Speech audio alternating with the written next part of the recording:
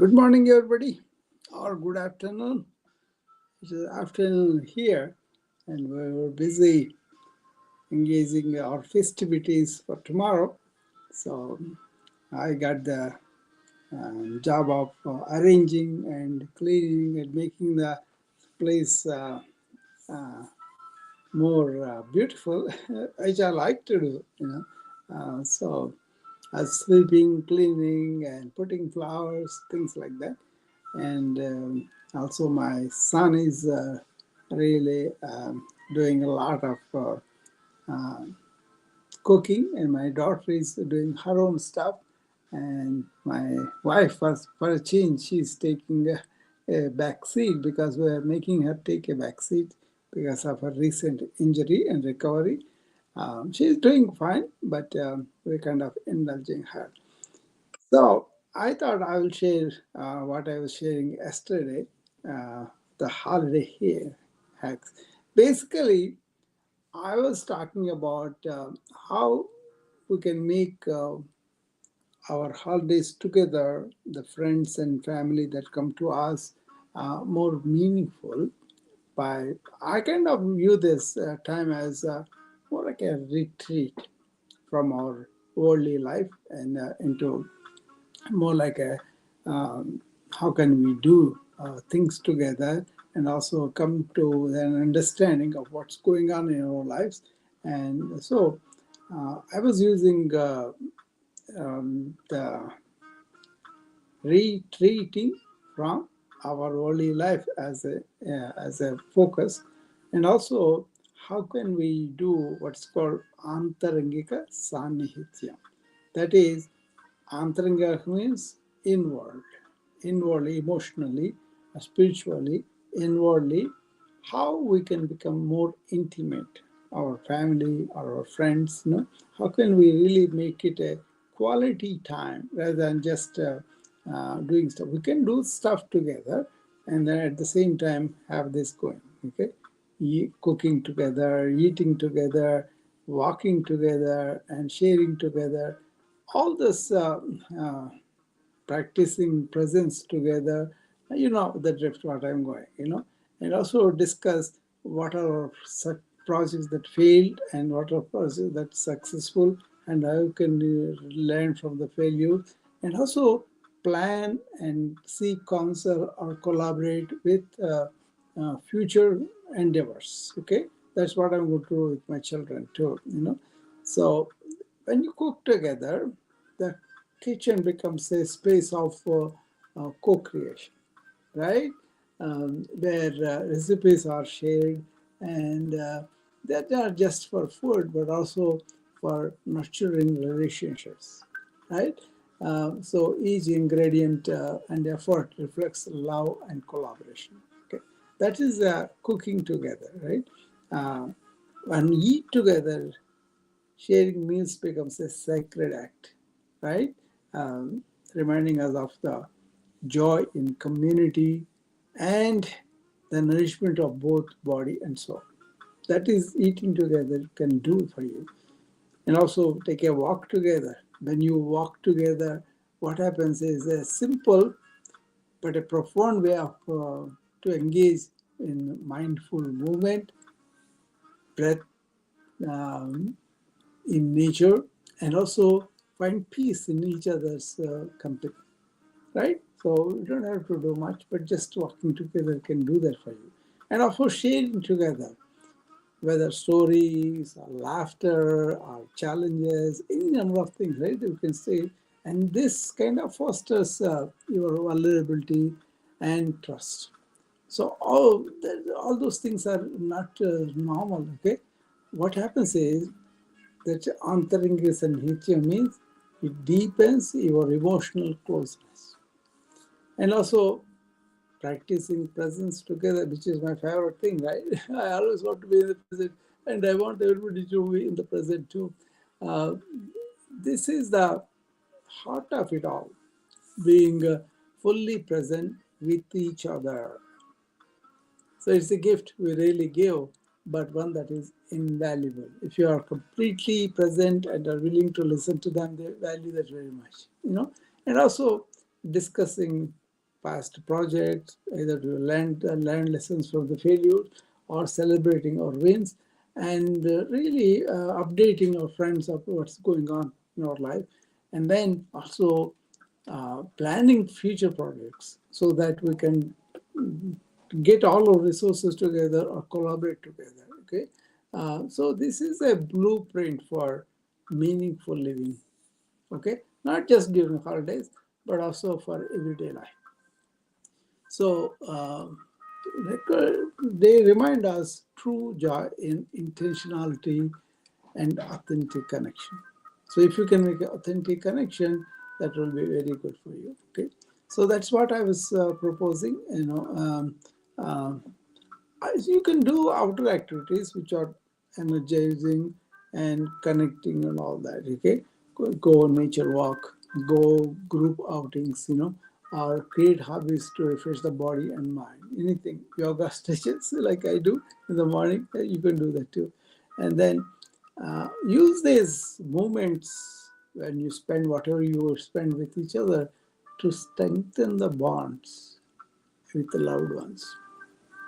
So, if you can immerse yourself in the shared joy and presence, that automatically the relationship will get stronger.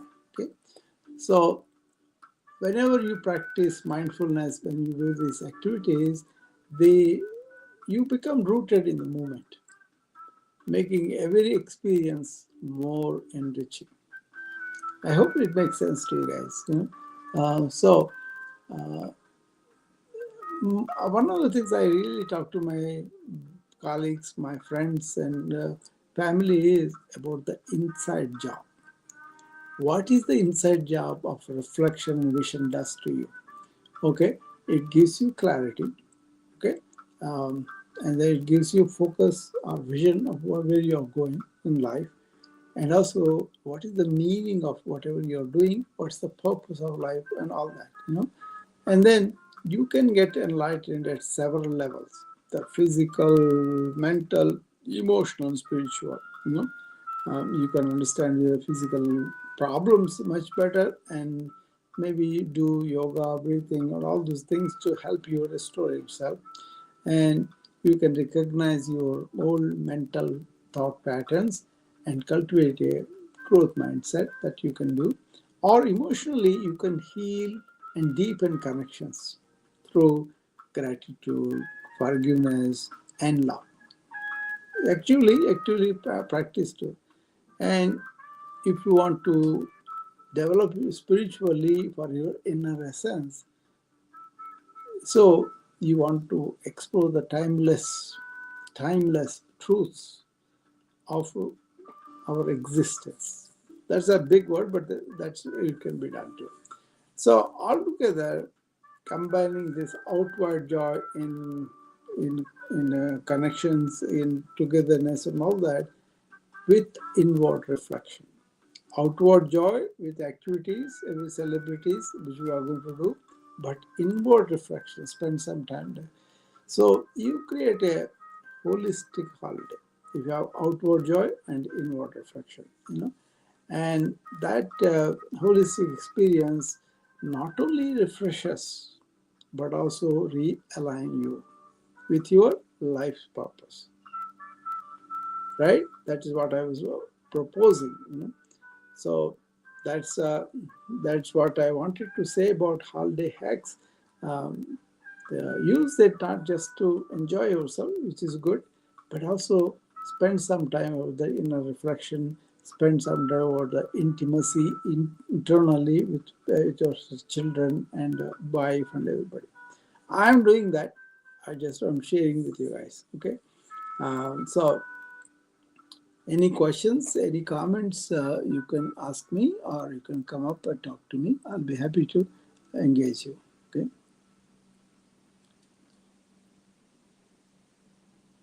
So this is the second time I'm doing this because I thought during the holiday time, if I do this, it will have more impact and maybe it will touch somebody, or maybe they're already doing that and they will come up and share with me. That's also there. But generally, what is happening with the holidays are they come and they will be worried about their own thing, or they may get drunk, or they may just spend some escapist time and then go. That's okay. It's not a bad thing to really spend a holiday just having fun. That's fine. You can have that. But what I'm inviting you is spend a small amount of time for inner reflection, inner intimacy, inner togetherness. That kind of thing is possible because when you're together physically, you can do it on the phone and other things too. But especially when you've seen long lost relatives, long lost friends for the holiday, I think that's the time you should really use it. I promote this with our nuclear family, but also the friends and the relatives that come to visit me. I kind of try to give them a retreat from their, stress-filled, burnout-filled life. And most of them appreciate when they come.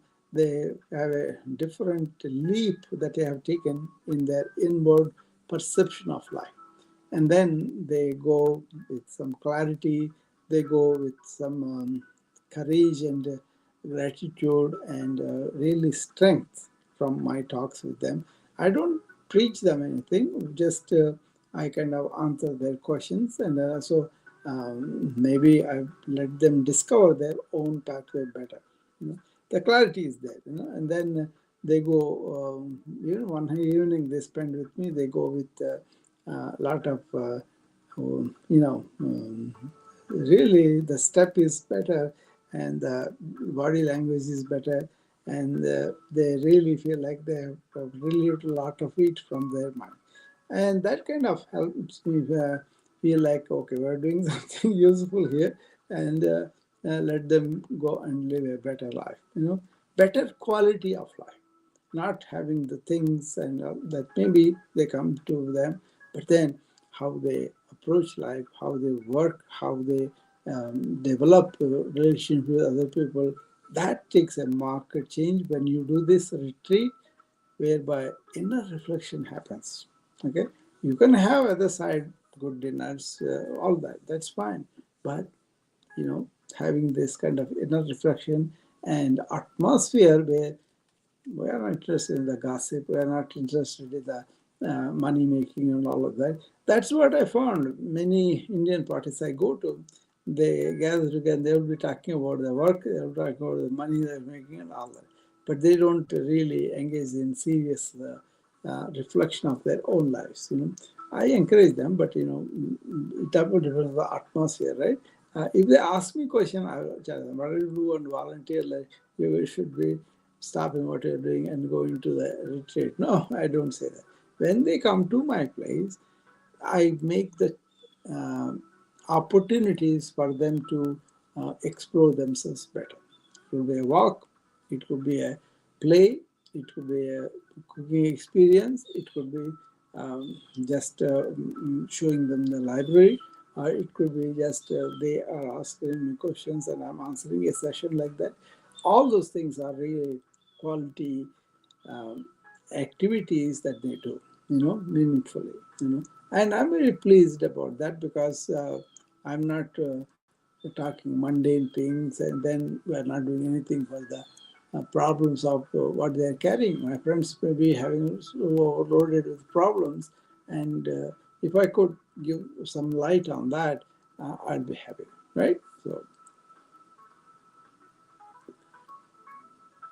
So anybody wants to say anything about this, then you can come up and ask me those questions if you have any. And otherwise, this is something that I want to remind people of how to really spend quality holiday time. That is in their hands. That is something that's inviting them to do. All you need a different perspective. It's not about invading somebody else's privacy. It's not about dictating them how to live their life. No, not at all. It is like providing an opportunity for them so that they have the self-reflection. That's all. And outer joys, that's fine. We go and play a game of volleyball. Go and play something that you like to do, or go and play board games. Whatever the fun that you are having, set aside some to reflect on your inner reflection. And that really makes sense. That's what ancients talked about antarangika sanihitya, inward closeness, intimacy. You know, and that is doesn't happen because people don't open up, and people are scared about telling somebody that they have failed something, or they may want to hide some from because of the competition, whatever. I think that's it doesn't work. But if you are really close loved ones, and then you are visiting somebody like your grandparents, parents, and all that, having this kind of attitude will help you get closer to them inner close. That's the antaringika sanihityam they were talking about. And this happens because when you care deeply about the other person and you're empathizing with their difficulties or the problems in their life, and you want to really be a solution rather than aggravating them, that really helps you a lot. Okay, so more and more people are looking at this, and then they are kind of interested to really have some kind of quality time. They may have to go sometimes to other places where they have to pay a lot and all that. I'm not talking about that. They can do that, they may do that. But this is about how can we improve the quality of the time together when we gather at the holidays with our loved ones, our friends, close friends. I do it all the time because people reach out to me, my friends, and then when they come, I tell them, you're going to have a retreat from your holy activities. That means not that you have to sacrifice all of that, but just take a break from it and look at yourself in a spiritual way. What is my spirit? What do I care about? What's my purpose? What is the meaning for me? How can I really improve the energies that I have? How can I improve my thought patterns? How can I really get rid of some of the negativities or false belief systems from myself? It's not about a test, but it's more about spending time with somebody who cares about you and who really wants you to do well in life, but at the same time are there to willingly listen to your problems, right? So that kind of thing. So improve that quality of relationship, and then open up, and thereby you can travel together on the same thing, or you can have collaboration or cooperation or just suggestions, or the friends is just there when you are venting your problems out. Okay, I think that would be a good thing in the holiday time to do without getting into emotional emotional conflicts, right? A lot of people engage in that. You remember that Carol Burnett show? I used to watch that Carol Burnett show way back in '80s. There were reruns by the time also, and this Carol Burnett's character, she goes to her mother's place, and other sisters and other brother-in-laws, they all come there too.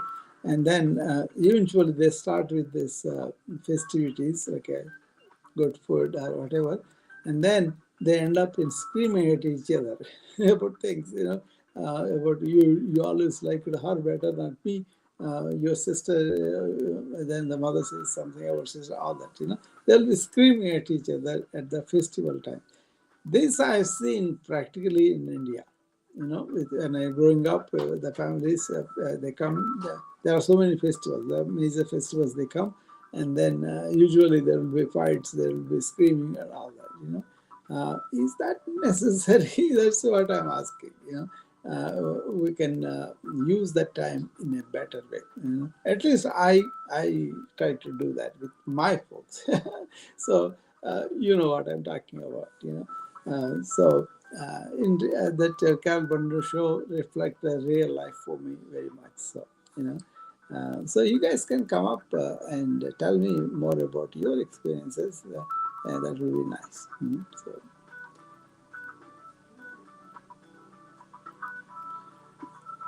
yeah, there are two people waiting. I'll bring in Elizabeth first, then Travis.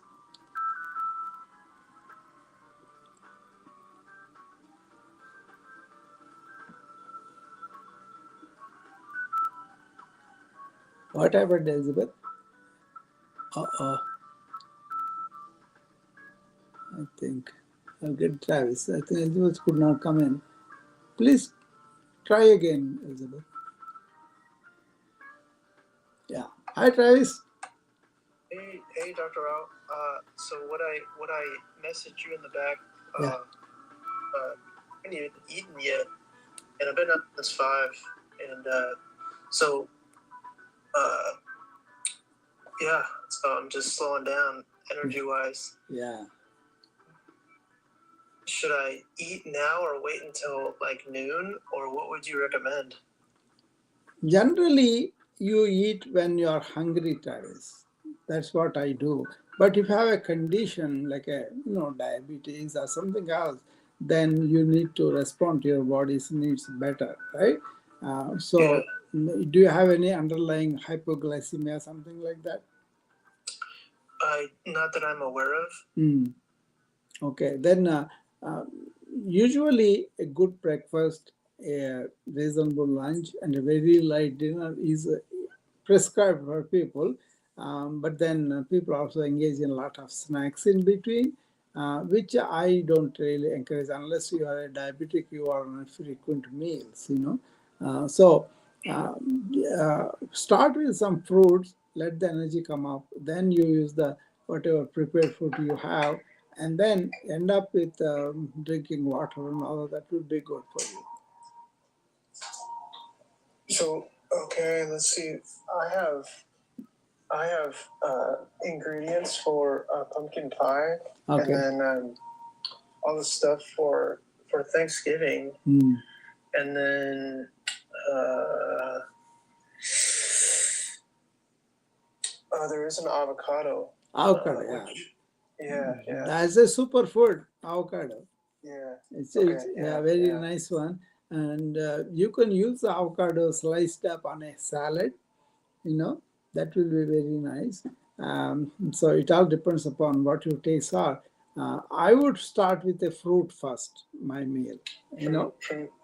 yeah, fruit, any fruit, and then Okay. I will go for the greens salad, and then maybe a main course of the day, meal and all that. But I kind of use Indian cuisine plus American cuisine combined together. you know. Right on. So my daughter is trying to do the American cuisine, and my son and wife are trying to do the Indian cuisine. You know, we have both best of both worlds. That's just making me hungry. Yeah, but usually I kind of eat slowly, and I eat fruit first, and then I eat greens, and then I go to the main course. Okay, thank you. Yeah. So you can start with something you have to eat, and then finish it with something that you relish. You feel satisfied drinking that or eating that. Okay. Yeah. Okay. Thank you. Yeah. That way you feel like you are full and you have satisfied with the meal. Always eat slowly and also savor the food that we are eating. Yeah. Okay. Yeah. And I get to the point where I get so hungry that I eat too fast. Yeah, that's not good. Yeah. Okay. Slow down, chew very well, and also savor the food. That is the mindful eating. Yeah. Okay. Yeah. A lot of people stuff themselves very quickly, and that's not good at all. Yeah, I'm waiting too long. Yeah. To the point of quote unquote starvation, and then no. You can generally wait for a good appetite. That's good, but it should not make you feel hypoglycemic. And how do you know if you're hypoglycemic? You feel weak, and sometimes you can sweat, and sometimes you feel like a reeling sensation. If you're having a really serious, you can lose your consciousness also for a while. Oh man, okay. So that happens in the diabetics. Yeah, that happens in diabetics. That's why we always tell them to carry a glucose biscuit or glucose tablets or some biscuit or some banana, something with them. So when they start to feel that inward agitation of hypoglycemia, they take it right away. I see. Okay. Glucose tablets, they are there. Okay. Interesting. Yeah. Okay. Thank you. Thank you. Okay. Okay, Elizabeth, you want to try again? I want to talk to you. I think somehow that app rejected her earlier. So, or anybody else, if you want to come up, that's fine. Elizabeth tried to come up, and the app did not allow her. So, meanwhile, Travis wanted to talk about his question. So, see, generally, be really work up an appetite and then eat as a healthy for us. So I don't eat unless I'm very, very hungry, and that is deliberate. So I don't have to do a formal fasting other than just don't eat as a habit, but what to eat it after you worked up a good appetite. In the morning, suppose you are having breakfast. Before breakfast, you can have a light to medium to heavy workout according to whether you are a sedentary worker or whether you are an athlete, whether you are somebody who requires a lot more exercise. It depends, right? But then generally you have a light workout if you are going to the work and then eat and then go. So that's much better. Maybe diabetes can have something before they exercise and then they walk and all that. That's good. But generally, don't eat unless you are hungry. That helps you a lot. Say, suppose you are snacking all day, then you won't have to develop that much of appetite, and you won't also. So you wait from breakfast to lunch. You wait, then what happens? The lunch will be better absorbed because you have an appetite. If you eat snacks in between, then you may be curbing that appetite. Okay, general principle is good one is wait for the appetite to build up, and when the appetite is really, really high, then start eating food. But then eat food slowly, chew it well. That kind of thing will help a lot. Okay. Uh, Oh, whatever happened to I can't join? Why is that, Elizabeth? So maybe you should get out of the app and come back, and that way you can join it. I'm not doing anything here. I'm just waiting for you to come on. So it will be the app thing. Get out of the app completely and then come back, and then you should be able to. Oh, system is not working for me. Okay. All right. Yeah, if you can come in, that's good. Otherwise, I will go on with this for a few more minutes. And if anybody else wants to come up, the queue is open. You can come up.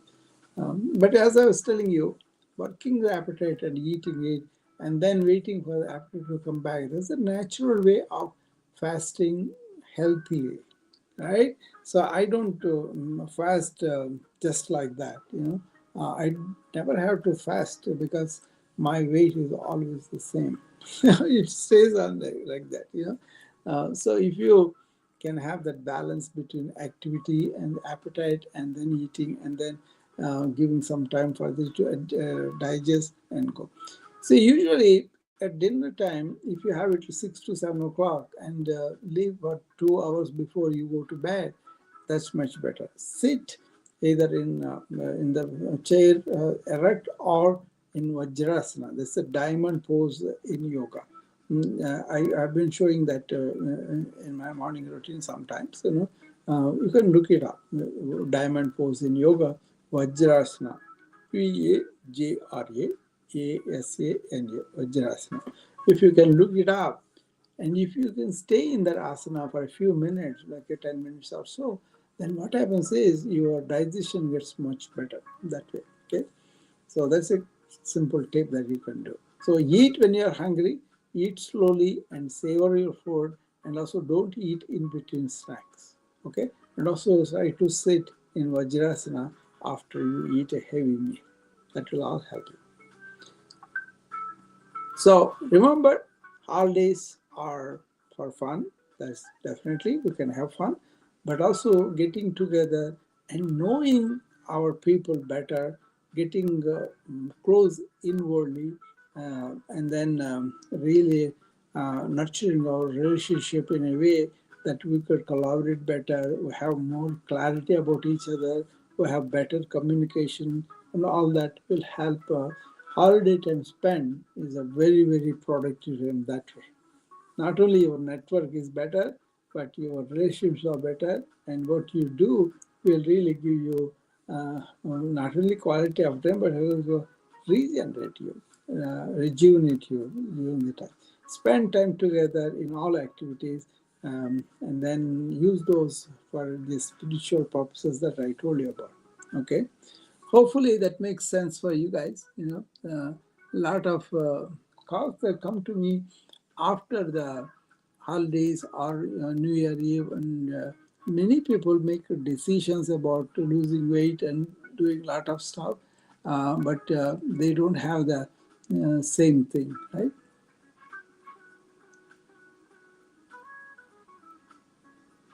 Okay, it is easier for me to hear without the music. Okay, let me stop there. This is jazz music.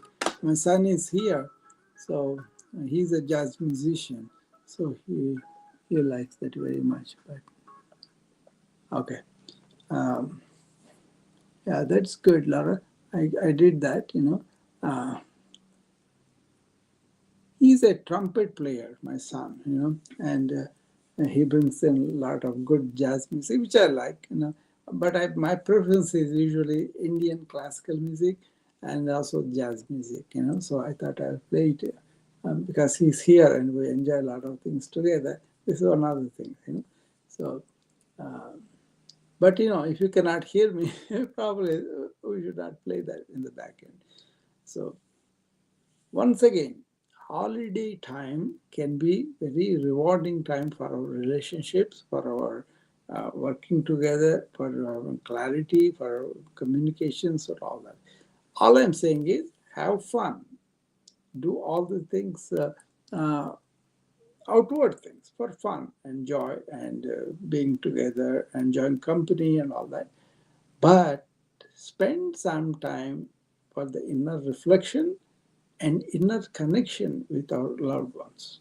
You see, that helps us a lot, right? So uh, just just think about that, and all the time holidays come in India so often, so there's more chance of people getting together. But then lots of times conversations slip into argumentation, slip into unpleasantness, slip into demands on each other, and all that. That's not what I'm talking about. I'm talking about uh, you can air it out, but then don't take it out more like an argument, more like you can agree to disagree and have that. But then argumentation or screaming and getting much words, that is toxic. That's something you don't want to. You want to listen better. You want to, if it's not clear, then ask them, I don't understand completely what exactly are you trying to do, what exactly is going on in your life. Like I had a talk with my son, and he has such a financial discipline I never had. I spent all the money that I gathered, and then I never carry cash in my wallet, only a debit card and a credit card, right? But he is kind of very, he knows where his money is going, and he knows what he's spending with what and all that. So he is very disciplined. But then I showed him a trick about all this money thing. Is I maintain with the Quicken. So in the Quicken, what you can do is you can have this uh, taxable transactions, right? And then as you spend and enter into the Quicken, you enter in the beginning all the tax transactions. Then it will show you what is deductible, what is not, which money went for real estate, what to the investment, all that will be there. So at the tax time, it's like a one click for me. Everything comes in. And then update it to TurboTax, it will do the tax. So how much time I saved? So that's what I'm teaching him now, and how to not only pay attention to what you're spending, which is a very good thing. I think that's excellent at that age. He's only 20s, right? But he's still doing very well. And I showed him this quicken transactions, how you can save a lot of time that way at the end when you're doing the taxes. And also it's all legitimate, right? It will tell you how much percentage can be taken off and all that. So a lot of work is taken off. Even then, if you give complicated, you can give to the taxable, the quicken file that makes his job very easy too. So I just shared that with him. So that will improve his quality life with his finances. Okay. So I'm a man of several things, but master. I'm a jack of all, but not master of anything. That's what they tell me about. So that's what we are doing. Yeah. Okay, thank you all. And my son brought me a plate of food that I can eat for lunch. Thank you. And I'll be seeing you again later. The last chance, anybody wants to come up, we can talk to him, and then I will end the show at this time. Okay.